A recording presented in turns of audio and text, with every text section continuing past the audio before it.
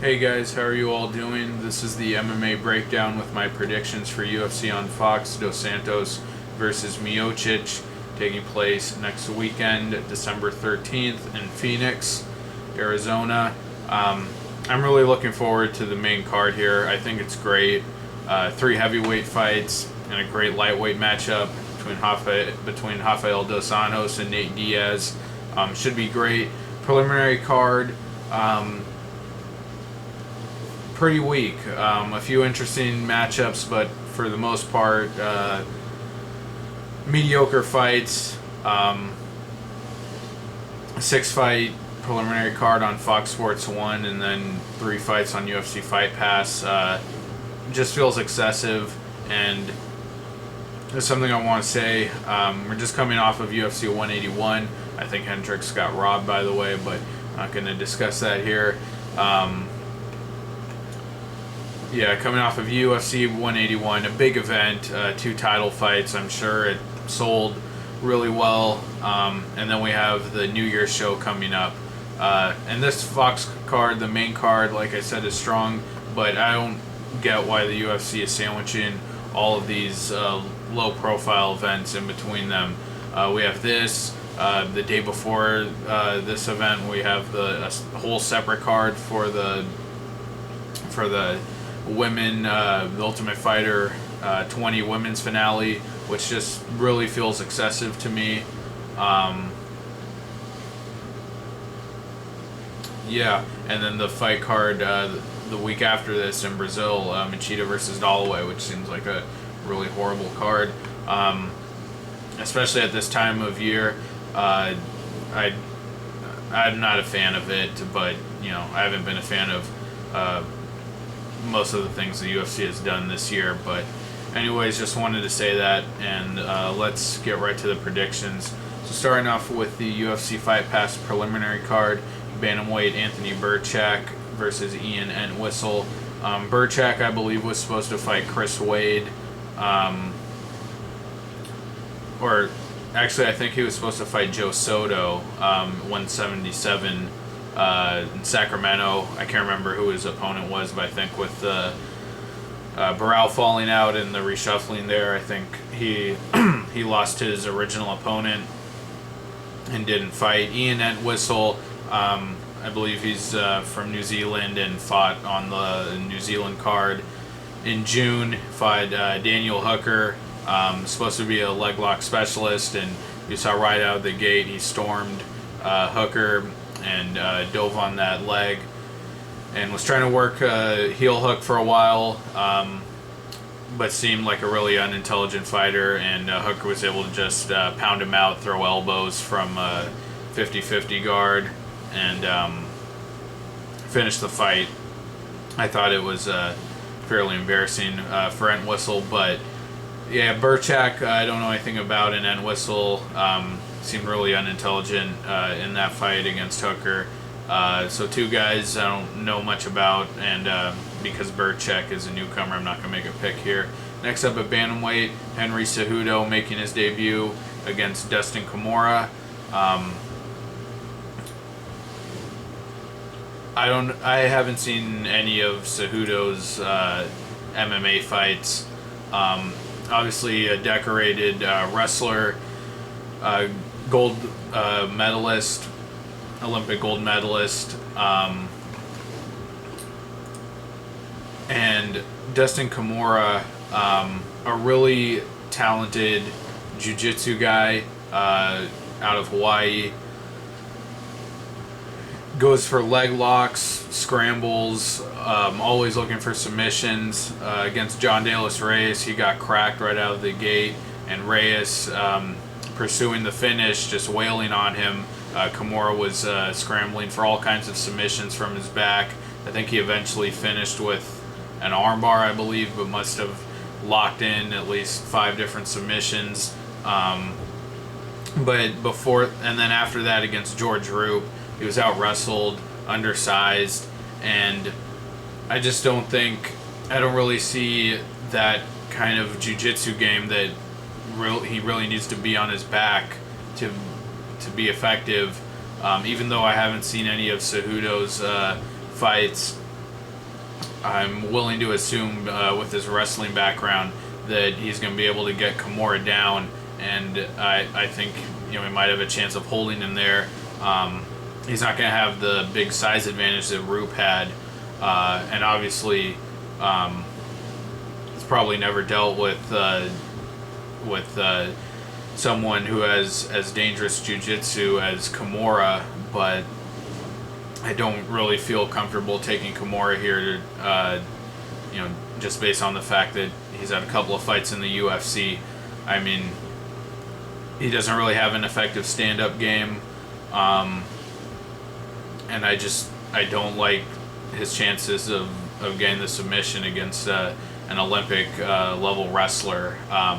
He hasn't fought a strong wrestler in the UFC yet, Dustin Kimura. So I don't really know. I think this is a pretty interesting matchup. You usually see the wrestling prospect get a striker when they come to the UFC, but this is pretty interesting. A real scrambling jiu-jitsu guy against a wrestler, and I think I'm just not going to make a pick because Cejudo's making his debut and I've never seen him fight before. I'm just kind of conjecturing here, but yeah, I don't know. I wouldn't feel confident really taking either guy, but I'm kind of assuming that Cejudo's going to be able to out-wrestle him. Next up, lightweight David Michaud versus Garrett Whiteley, a fight that no one should really care about at all. David Michaud, I think he had some ties to one of the Ultimate Fighter seasons. I think he lost his fight to get into the house, but lost to Jing Liang Lang at UFC 173. He got jabbed up on the feet, had nothing for Jingling Lang, but did get a couple takedowns, but couldn't hold him there. And I actually thought he fought pretty unintelligently because he was able to get those takedowns fairly easily, and any time it went to the ground or any time they tied up on the feet, Michaud was able to get the takedown, but he wasn't going for the takedown. The rest of the fight, he was content to stand when he was losing and really getting jabbed up. So I think he's just a young guy who's way too green to be in the UFC, and really didn't show even an average striking game in his debut. Garrett Whiteley, on the other hand, doesn't seem to be any good either. Got knocked out in his debut very quickly by Alan Patrick, and then in his fight against Vince Pichel, that was a pretty tedious back and forth, very slow grappling match. Pichel was able to out-wrestle him. Didn't look that good doing it, but Whiteley, as I remember, he was able to get a few decent positions. I think he attempted a Darce choke at one point. I'm going to take Whiteley. Just seems like more of a veteran fighter than Michaud, and Michaud just seems really green, but both these guys are really low level, and either one could win. I think it's kind of a toss-up, but I'm going to go with Whiteley. Next up, Fox Sports 1 preliminary card, really big preliminary card here. 6 fights. A lightweight Joe Ellenberger versus Brian Barberena. No idea who Barberena is. Newcomer. Joe Ellenberger, in his debut against James Muntazeri, got hurt early in that fight. Muntazeri was able to hurt him on the feet, was in big trouble, but was able to recover and use his wrestling to kind of steal those rounds. I didn't think he won some of those rounds very convincingly, but his wrestling definitely saved him, and just seems like a hard-nosed grinder who's going to fight for those takedowns. But other than that, another newcomer in Barberena, I can't make a pick here. So moving on to middleweight, Derek Brunson versus Ed Herman. This is a pretty even matchup, I think.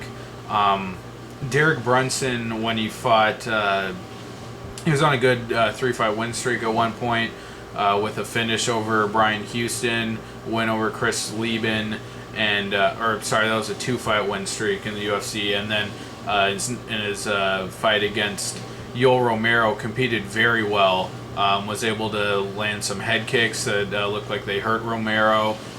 Took him down a few times, and eventually got finished in the third round. But I thought he competed very well with Romero. But then his last fight against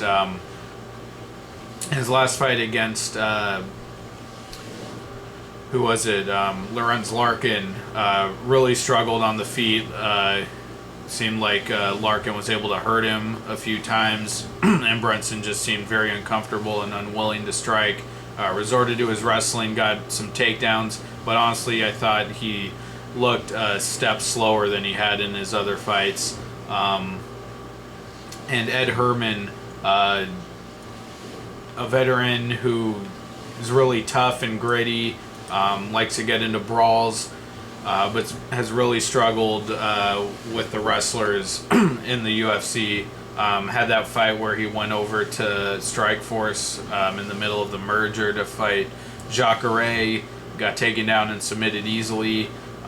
In the UFC, Talis Leites out-wrestled him, and won his last fight against Rafael Natal, but that was a razor-thin fight, and I actually thought that Herman lost that. But struggling with the wrestling so much, I think Brunson's going to be able to get those takedowns and take Herman down.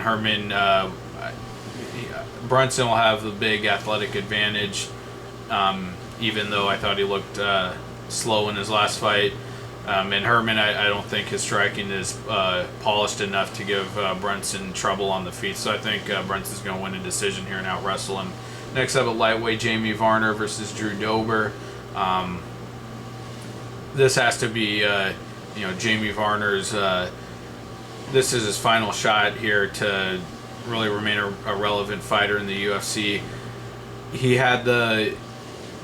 He lost his last fight to James Krause, had that ankle injury, but honestly, I think that was probably caused by Krause's leg kick to the ankle, which can be seen on the replay. And then before that, was really doing well against Abel Trujillo. Had him in a north-south choke, nearly had him dead on the feet, but was just so wild and so eager for the finish that Trujillo was able to knock him out with one shot. So I think Varner is on the decline. Drew Dober, though, he really shouldn't be able to present any challenges to Varner. Drew Dober certainly not on the level of prospects like Trujillo and Krause, not at all. Drew Dober in his fight against Sean Spencer at welterweight, I thought he looked absolutely terrible. Spencer dominated him on the feet, and Spencer didn't even look that good.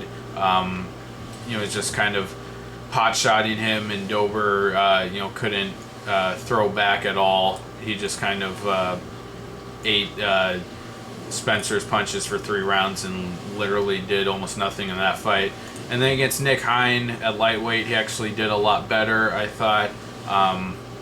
Was able to have a pretty competitive fight with Nick Hein. Was able to push Nick Hein up against the fence, but Nick Hein, he countered with that big overhand that he has, and Dober couldn't do much to be successful in that fight, but he was competing with him up until the last round, and Hein started to fade. Dober seemed like he had the better cardio in the later rounds, but Varner, I think, should easily win this fight. I think he can get a finish, especially with his hyper-aggressive style. I'd expect Varner to win, and if he can't beat Drew Dober, he's got to retire. That would be a really bad loss. But I expect Varner to win here. I mean, he's a savvy veteran, and too much experience, too much aggression, and really just I think better with the wrestling and striking. Next up at welterweight, Joe Riggs versus Ben Saunders. I actually looked at this fight on UFC Fantasy, and Ben Saunders seemed to be the big favorite, and I'm not really sure why. Ben Saunders had a good omoplata win. I think the first ever omoplata finish in the UFC against Chris Heatherly. But Joe Riggs, I'll admit that I haven't really kept up with either of these fighters' competition outside of the UFC, so I can't really comment on that. But I did watch Joe Riggs on Fight Master, where in several of his fights he was able to really use top control and wrestling to win his fights. And I just don't trust, Ben Saunders, a guy who likes to go for omoplatas. And, he does have a really good guard, a high-level guard, and, does that unconventional submission offense with his guard. But Joe Riggs is, it seems like a smothering top control guy, pretty strong and content to just hold position on top and not really go for anything big. So I think Riggs is going to be able to win this with wrestling and top position. So I'm taking Riggs by decision. Next up, women's strawweight fight: Claudia Gadelha versus Joanna Jedrzejczyk. I think is how you say her last name. I don't know still, but two women's strawweight fighters who won their debuts. Claudia Gadelha won a decision against Tina Latamaki. Was able to take her down, out-grapple her, showed some good ground and pound. And Joanna Jedrzejczyk against Juliana Lima, outstruck her and actually seemed like a pretty talented, capable technical striker, technical kickboxer. Had a big speed advantage and showed a real clean jab. I thought she looked really good. Got taken down, I think, at one point, but was able to get back to her feet. And I'll be honest, I don't know really anything about these women other than their UFC debuts, so I probably don't have good analysis here. But just based on their debuts, I don't know. I think Jedrzejczyk is really good on the feet, and Juliana Lima was a much bigger lady than her, and was it even getting her down. I think in the third round, Jedrzejczyk was able to get back up. I know Gadelha is a highly touted prospect, but Gadelha couldn't even finish the late notice fighter and Tina Latamaki in her fight. Even getting her to the ground and getting on top. So I kind of like Jedrzejczyk here, but I haven't seen enough of these women. But they both fought in the UFC. I have to make a pick. I'm going with Jedrzejczyk. I just think she's really polished on the feet. And last fight on the preliminary card, flyweight John Moraga versus Willie Gates. Late replacement for Jussier Formiga, which would have been a far more interesting and relevant fight. But Willie Gates, another newcomer. I obviously have no idea who he is. John Moraga, though, elite guy at flyweight. His last fight against Justin Scoggins, I actually thought he was losing pretty clearly on the feet. Scoggins just had the more effective stand-up. I think he knocked Moraga down with a side kick to the thigh. And Moraga was just able to capitalize on that guillotine choke every time he was taken down by Scoggins, and eventually choked him out with it. But I have the feeling that that was more of Scoggins being green, not ready for Moraga, than Moraga actually being a really dangerous fighter. He had those couple of finishes early in his UFC career against Chris Carriazo and Ulysses Gomez, but really had a big hole in his game exposed with the champ Demetrius Johnson, and even after that with Dustin Ortiz. Really struggles with the wrestling, but obviously I don't think Willie Gates, I'm assuming, is not going to be able to win this fight, but I'm not going to make a pick because I don't know who Willie Gates is, but I would assume it's safe to pick Moraga here. On to the main card. Really great main card. 3 heavyweight fights, starting off with Gabriel Gonzaga versus Matt Mitrione. The thing about matchups like this, I feel like these guys at heavyweight, like Mitrione, these guys who are just outside the top 10, and don't really have that resume that guys like Overeem and Antonio Bigfoot Silva, Josh Barnett have. That these guys are just mixing and matching them. It doesn't really matter, how they did in their last fight. They just all kind of fight each other. Travis Brown just lost to the interim champ Verdum, and he just knocked out Schaub this weekend, who had a win over Mitrione. So just all kind of shuffling around, and I don't think these matchups are really. It doesn't really matter, who wins, because I feel like they're gonna be stuck at that level below the top 10, and I don't think the UFC is really gonna give them, Dos Santos or someone like that. But I gotta take Mitrione here. His evolution has really been great. I thought the Schaub fight was a setback and was really gonna, set him back going forward. I didn't expect him to be outstruck the way he was, and then just taken down and choked out.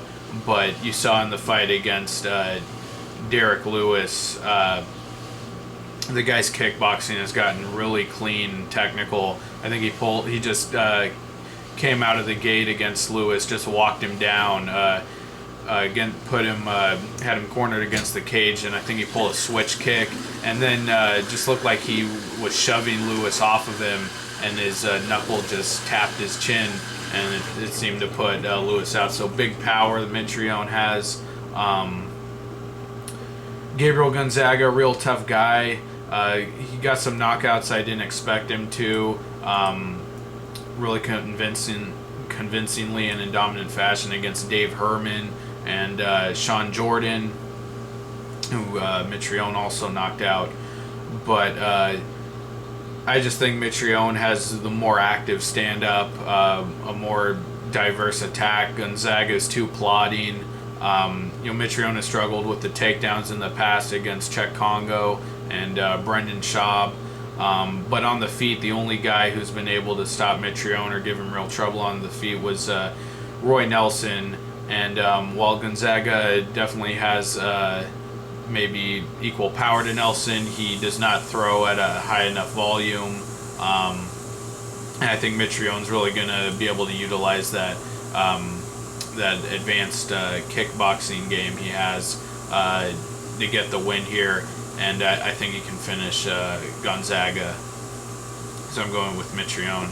Next up, Alistair Overeem versus Stefan Struve. I just hope Struve's going to be healthy enough to make it to this fight. And Alistair Overeem, the guy's become the Gray Maynard of the heavyweight division.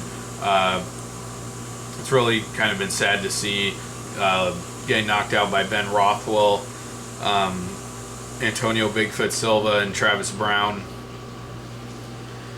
I really don't think it's a skill problem, or even, he made some mental errors. Definitely, I won't dismiss that against Travis Brown. Travis Brown throwing that up kick, that front kick that he used to eventually knock him out, threw that about 3 times, and Overeem did nothing to adjust for it. And then against Bigfoot Silva, I think the way he was just blowing his wad early, he gassed himself out. But Stefan Struve, I think he was really, he went out on that knockout loss to Mark Hunt, but I thought he was really evolving and becoming an elite fighter at heavyweight. He has a knockout win over Stipe Miocic, who's fighting in the main event here. Struve was really always crafty off of his back. One of these guys who could just pull guard and submit people. Did that to Pat Barry, LeVar Johnson. Really dangerous off of his back, and his stand-up, he has the typical criticism of tall guys, that they don't use their length, don't use their jab, and are susceptible to big power punchers. But his striking was coming along well. Like I said, knocked out Miocic, but Struve, with all of his health problems, the long time off, and really, while he knocked out Miocic, he did that with volume, and I believe did that over the course of 4 rounds. He can't. I don't see him trading with Overeem like that. And even as hesitant as Overeem has become, really saw that in the Frank Mir fight, where Mir was really doing nothing to challenge him, to threaten him, and Overeem was just content to out wrestle him. I still think Overeem is going to be able to land something big on Struve. We've seen Struve been put out by Travis Brown and Mark Hunt, and I think Overeem's going to be able to do the same here. Struve is a really talented fighter, and if this was before this medical condition he had, I'd give him a much greater chance to beat Overeem, especially the current Overeem. But I just think Struve, I don't see him out jabbing Overeem, and certainly I don't think he can knock him out in the early rounds. So I think Overeem's going to land something big and hurt Struve. So I got Overeem by knockout. Next up, at lightweight, a great co-main event: Rafael dos Anjos versus Nate Diaz. Really great matchup. Nate Diaz coming back from a year-long layoff, and Rafael dos Anjos, just what an evolution in this guy's career. I mean, people talk about Matt Brown, who was on a great streak and just really improved himself from basically a guy on the verge of getting cut from the UFC to becoming a top 10 fighter. And Rafael dos Anjos never really had his back to the wall as badly as Brown did, but just what a vast improvement. I mean, this guy went from being a guy who you just didn't think was ever going to be relevant to an elite contender, coming off of a first round knockout over Ben Henderson. I think people really didn't give Dos Anjos the credit he deserved for stopping Henderson. I mean, when had anyone ever done anything like that to Henderson? I mean, Edgar, I think, dropped him a few times, but even with the controversial stoppage, I think Dos Anjos proved, he just took it to Henderson. That fight, was the better striker, and knocked him out in the first round. I think that was a legitimate win. Has just made just strides in his striking game. Has knockout power now. A really effective kickboxer, uses leg kicks very well, and obviously has that ground game that he can always fall back on. And Nate Diaz, with the time off, I just can't. I can't pick him to win this fight. Ignore that knockout over Gray Maynard, and consider what Diaz has done before that. Two fights where he just got his ass whooped badly. Ben Henderson knocked down Nate Diaz several times in that fight, and Dos Anjos knocked out Ben Henderson. It's simple MMA math, but I think it really works here. Henderson pushes a real high pace, but isn't. I think Dos Anjos is a much more technical striker, and Henderson was able to destroy Diaz. I mean, when had anyone ever come close to knocking out Nate Diaz? And Henderson dropped him badly, and just put a prolonged beating on him, on Nate Diaz. And then his next fight got knocked out by Josh Thompson, and then had a win over Gray Maynard that everyone got excited about. And we all see how bad Gray Maynard is these days. He just doesn't have a chin. Got knocked out by Ross Pearson, who just got knocked out himself, kind of in an unimpressive fashion. So I got to go with Rafael dos Anjos. I think he's just continuing to get better. He's gotten so much better. He's gotten He's gotten a lot better fight to fight. I think he can outstrike Diaz, mix in some takedowns, and I think he'll win this fight. And the heavyweight fight, Junior Dos Santos versus Stipe Miocic. This was supposed to go down back in May in the Tough Brazil 3 finale. I think it's going to be a walk in the park for Junior Dos Santos. I really honestly do. First round knockout. Stipe Miocic is a good fighter, but again, consider that he got knocked out by Stefan Struve. I'm not even going to begin to, compare Dos Santos' striking to Stefan Struve's. But he's improved since then, definitely. He showed in the Roy Nelson fight, he really cleaned up his boxing, was able to use good movement to keep away from Nelson's power. But then in the Gonzaga fight,